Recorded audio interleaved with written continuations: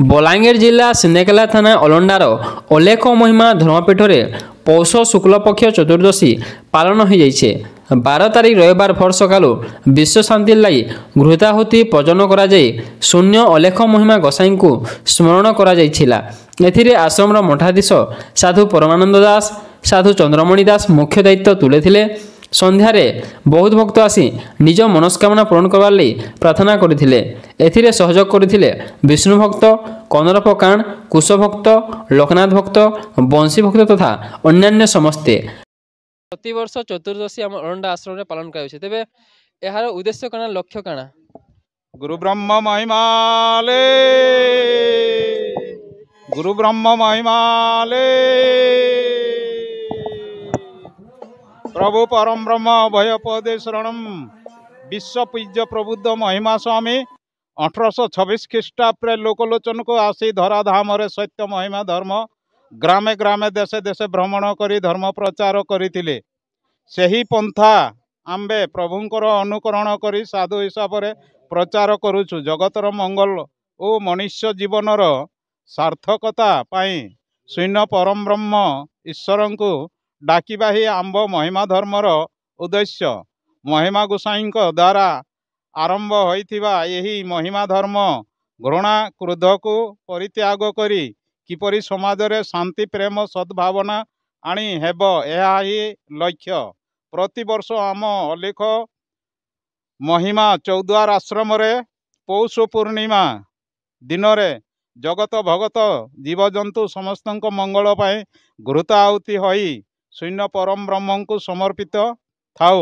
एही दिन रे आखपाखर बहुत भक्त जगत आसी निज मनस्कामना जनाई थांती। भक्तों मनस्कामना पूरण होइथिबारु आस्था और भरोसा रे बहुत भक्त प्रति वर्ष रे आसी महायज्ञ रे सामिल होउचंती। आम्बे प्रभु समाज रे कुसंस्कार और अंधविश्वास दूर करी जगत भगतर मंगल प्रार्थना करिबा ही आम्ब लक्ष्य उद्देश्य। दिन को दिन आम्बे बहुत उन्नति करुछु तथापि ईश्वर प्रति जो आस्था अच्छी सहीटा ही आम्ब भारत वर्षर परिचय और महिमा धर्मर असल परिचय। प्रति वर्ष ही आम अलंडा चौदार आश्रम पौष पूर्णिमा चतुर्दशी रे सहस्राधिक लोक जमा होती। यार उद्देश्य समस्ते घृताहुति समय विश्वजगत कल्याण निमंते प्रभु को जना प्रार्थना करें। एणु ये विश्वास नहीं आंचलिक लोक मैंने जगत भगत जमा ही समस्त प्रभु को प्रार्थना करी बहुत आनंद होता। एणु प्रति वर्ष यहाँ हो कामना करुँ। अंचलवासी समस्ते यही चौद्वार आसिक नाम भजन भी हो प्रति वर्ष बैठक हो आनंद प्रेम करुँ। महामहिमा लेख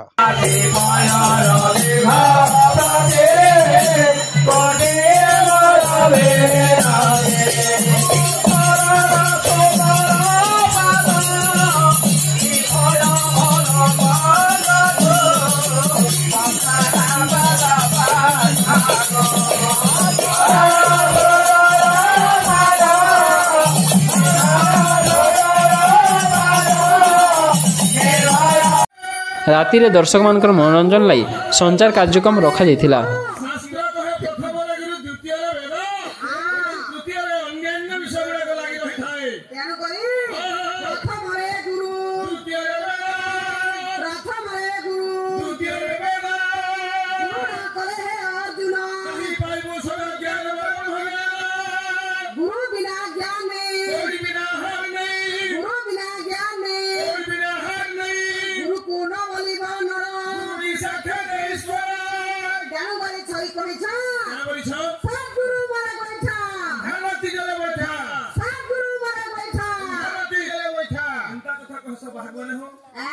सदगुरु मारे गोइठा अंधार राति जले गोइठा कसगे अंधार